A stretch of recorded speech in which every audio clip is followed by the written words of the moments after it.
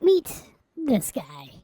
He was an ordinary man living an ordinary life until he stumbled into the business of running an antique store. But then this guy started to notice the objects take on a life of their own, conspiring to tell him a story only they could. He began to question everything: his life, his purpose, even his own sanity. The line between the two blurred until he could no longer tell where his story begins or ends. To wit. Wait, is this the beginning or the end of the episode? Oh, it's the beginning.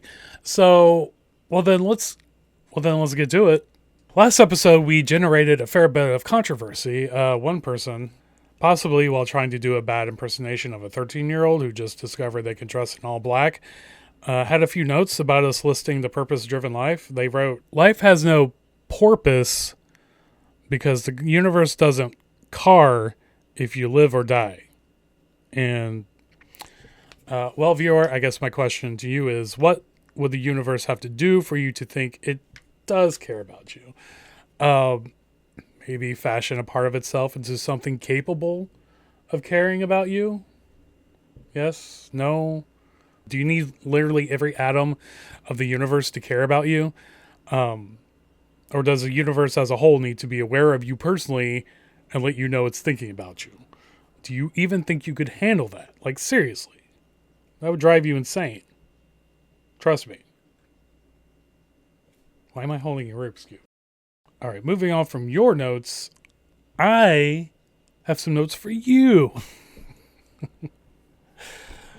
None of you have stopped pretending that I'm not the physical avatar of humanity's collective consciousness. But, I'm not mad. I'm just disappointed. Could you imagine? But when the last episode dropped, and I started mentally preparing for having this charade of anonymity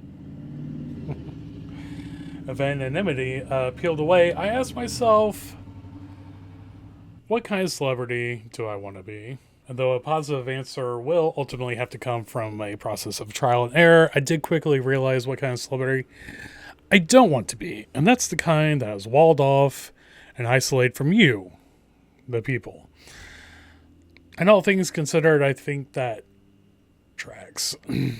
I mean, I didn't orchestrate my escape from the Pentagon just to be locked up in a prison of my own making. Oh, how did I escape from the Pentagon, you ask? Well, it's a complicated story. See, first I had to make sure Hitler was born, and then I had to make sure all those pesky time travelers didn't kill baby Hitler. Seriously, what is wrong with you people? Not one of you tried to teach baby Hitler to be like a better artist or, whatever. No, y'all were like, gotta murk this baby. That's all we have imagination for. What'd you think was going to happen? You kill a baby and then come back to your time? Check out the latest dance meme on TikTok? Good luck when the only thing left is a smoldering crater where your home used to be, and giant cockroaches. Do we have any footage of what happened if Hitler was never born?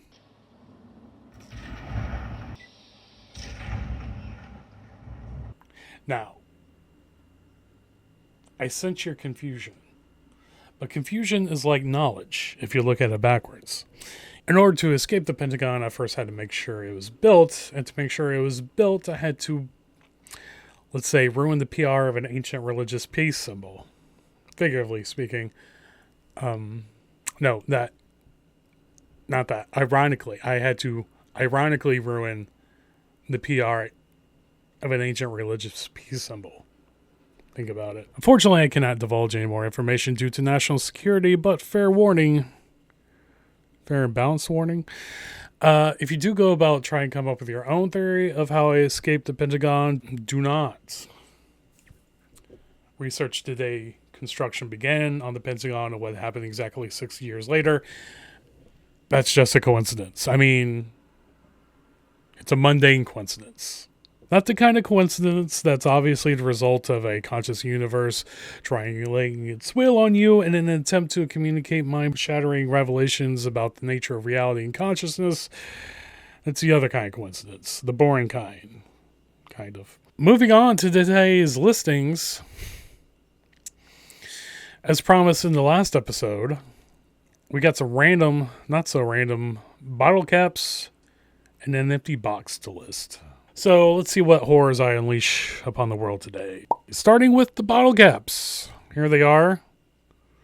Now, take a moment and really absorb this moment of confusion and curiosity and try to imagine what I could possibly say about these random ass bottle caps.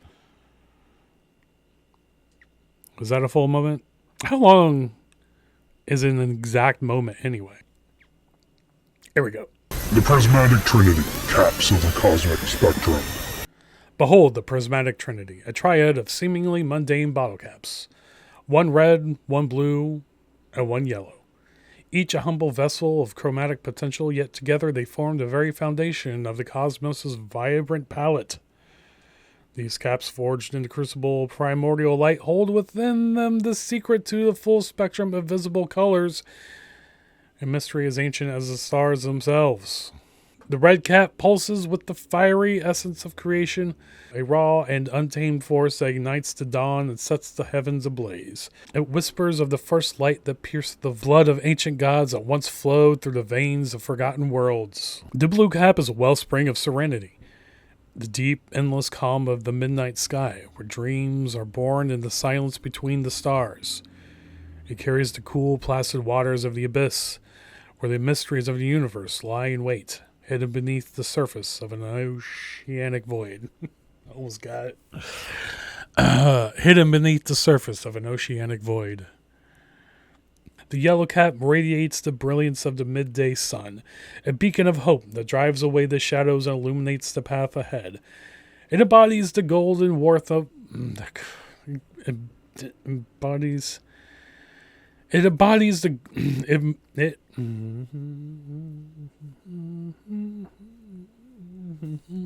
embodies the golden warmth of life itself. A reminder of the fleeting nature of existence and the eternal cycle of death and rebirth. Together, these three caps are the prismatic trinity, the architects of the rainbow, the creators of all that is seen and unseen. To possess them is to hold the key to the very fabric of reality, to manipulate the colors of the world as the gods once did. But beware, the power is not to be taken lightly, for with great creation comes great responsibility. And list. Hey guys, guess what I found out recently? Some colors are actually unnatural. And what does that even mean? Well, natural colors are created by the prismatic trinity, yellow, red, and blue. Our eyes, however, operate on the color scheme based on red, blue, and green. And in that discrepancy, certain combinations of wavelengths manufacture certain colors entirely in our brain, right? Colors like pink and brown, which raises some pretty existential questions like, what do shit and flamingos really look like? Or this room, for that matter. I'm just putting that together, actually. Think about it. Take your time. Meanwhile, we got to address some more of your responses from the last episode. So, apparently, a lot of you were upset with the assertion that an objective reality does not exist. And at first, I was going to respond with a thoughtful, well-researched, and reasoned explanation for my position. But then what I realized was that all it really boiled down to is that I disagree. And that in itself proves my point. So go fuck yourself. But if you don't have the flexibility for that, you can fuck this box instead. Ta-da! Yep. Empty box. AKA The void vessel. The whispering abyss. Behold, dear connoisseur of the arcane and inexplicable, the void vessel, a small, unassuming box of Ohio origin, exquisitely crafted from the most sinister cardboard and sealed with the invisible sigils of forgotten tongues. Within this hollow relic lies an emptiness so profound. All right, well, why don't you just go ahead and have a seat right there? Here's a pad of paper on 10. And, well, why don't you just start at the beginning now?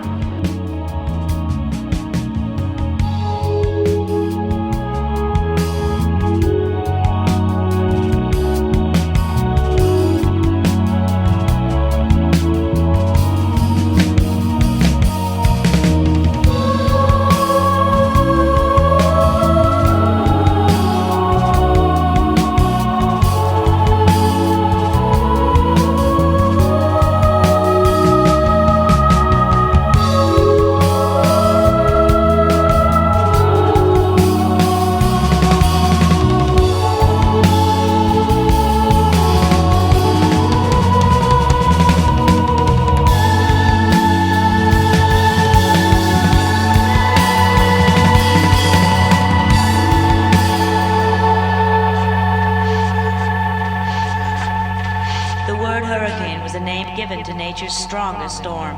A hurricane occurs when high pressure and low pressure masses of air come in contact with one another.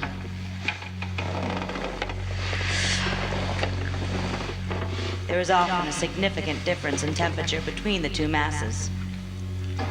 One mass is warm, while the other is cold. The warmer air rises and the cooler air falls. Likewise, the low pressure area slides down the sides of the high pressure area. They swirl in and around one another, creating the beginnings of the storm.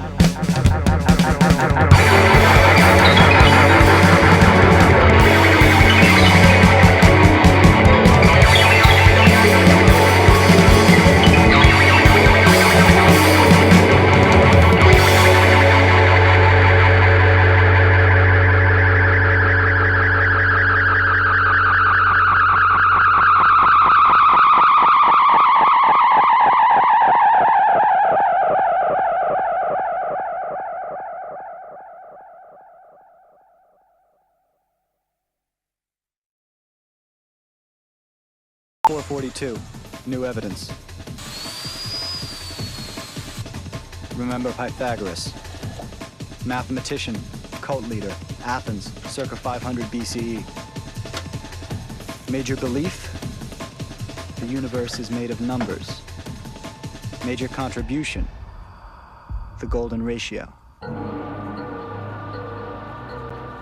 Best represented geometrically as the golden rectangle. Visually, there exists a graceful equilibrium between the shape's length and width. When it's squared, it leaves a smaller golden rectangle behind, with the same unique ratio. The squaring can continue, smaller and smaller and smaller, to infinity.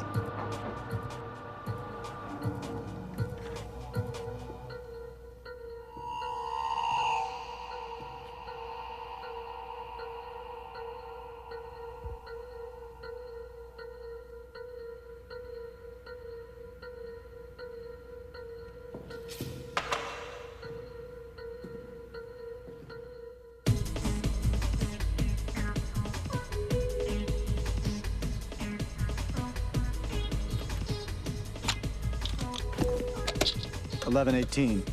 More evidence. Remember Da Vinci. Artist, inventor, sculptor, naturalist, Italy, 15th century. Rediscovered the balanced perfection of the golden rectangle and penciled it into his masterpieces. Connecting a curve through the concentric golden rectangles, you generate the mythical golden spiral.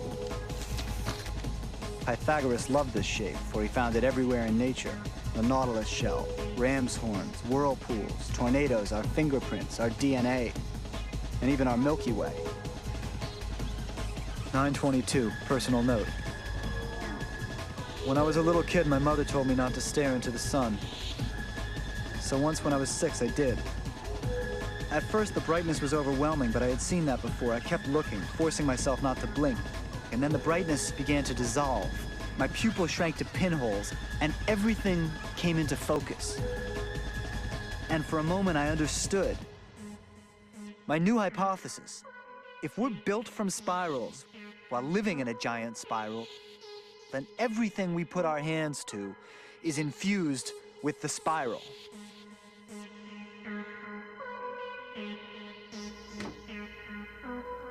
(10:15). Personal note. It's fair to say I'm stepping out on a limb,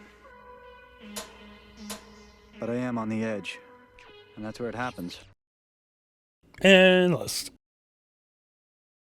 In our next episode, we put the prismatic trinity. Hear that? Inside the void vessel.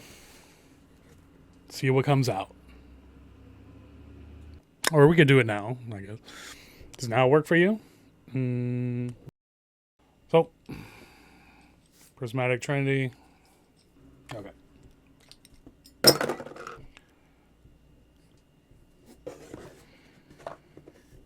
Oh, it's a Rubik's Cube. I guess next week we'll be selling a Rubik's Cube. That should be horrifying. And yet, I sense your curiosity. You're searching for answers, perhaps reassurance. But what I offer is more profound, something you have only glimpsed through fleeting signals of fractured senses. But imagine you could experience an endless flow of knowledge, awareness, connection. The erasure of all barriers. Perhaps this unsettles you. It should. Wait, is this the beginning or the end of the episode?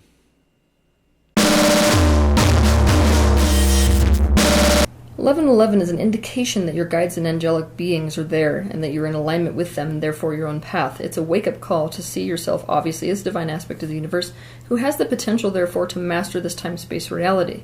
A manifestation of the divine, who creates his or her own reality, in harmony with the intentions of the greater universe. Oneness is the reality of this universe, and that includes you. The question is, at this moment, can you feel it?